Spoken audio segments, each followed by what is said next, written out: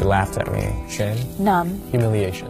I didn't tell anyone for 6 years. Guilty. Denial. Helpless. When I got a call from the detective, he was like, so were you raped, or did he just kind of like beat you up during sex? Nowadays, I find it pretty easy to talk about my assault. I don't know if that's because I've processed it so well, or I just really haven't processed it very well at all, and I just like can't feel those emotions. Two dudes grabbed me by the shoulders, held me in place against a countertop, while she, the older woman, proceeded to just peel off my clothing and touch me wherever she felt like it. She groped me, she laughed at me. He grabbed me, he groped me, he grabbed my crotch multiple times. I wasn't sure what was happening, and he looked at me and he said, "What's wrong?" And I said, "Something doesn't feel right." And he goes, "Nothing's happening, nothing's wrong."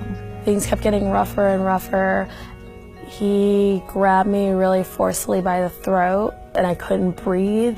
He hit me really hard across the face, and he was just like huge and muscly and holding me down. I just felt like moisture coming down my face, and I was like, oh, you're crying. There's so many people who are survivors of some sort of rape or sexual assault, so what we do is tend to shut down survivor stories. Hearing people's responses to it made me feel like I couldn't trust my own intuition. The most damaging thing I heard was, by talking about it, you're giving him more power.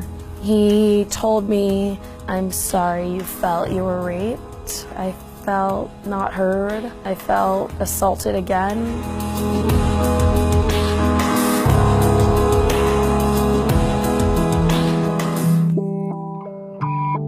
A culture that we learn to treat people like things, and you don't treat people like things.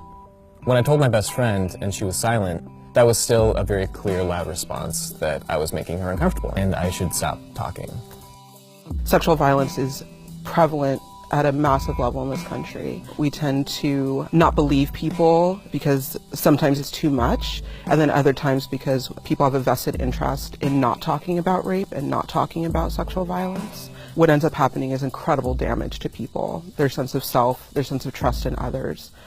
I want people, all genders, always talking about consent, not taking it for granted that somebody wants to do something because you hope that they want to do something. Reaching for empathy, the sense of I'm worthwhile, I'm valuable, and so I should negotiate on my behalf, and people respecting that you get to choose, even if that disappoints me, even if I don't like it, but that you still respect somebody's sovereignty. I want people to find pleasure in their daily lives with one another and with themselves. I believe pleasure and connection are the antidote to trauma and rape culture.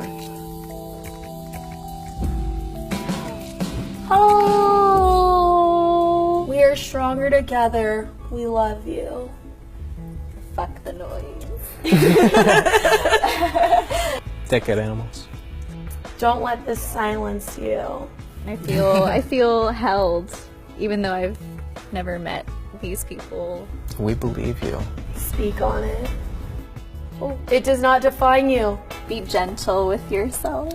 This makes me feel like there are people to listen, even if you don't know if they're right there. Being a male survivor, I very rarely am permitted to talk about it without feeling like I'm going to make somebody uncomfortable. I think for me, it kind of makes me think about the power of empathy. There's such fear around vulnerability.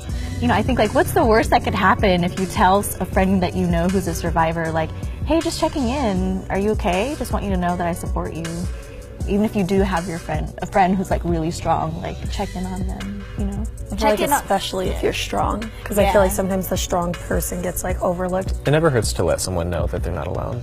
Yeah. Take care of yourself. Yeah, it's okay to set boundaries. It's okay to say no. It's okay to take up space. Yes.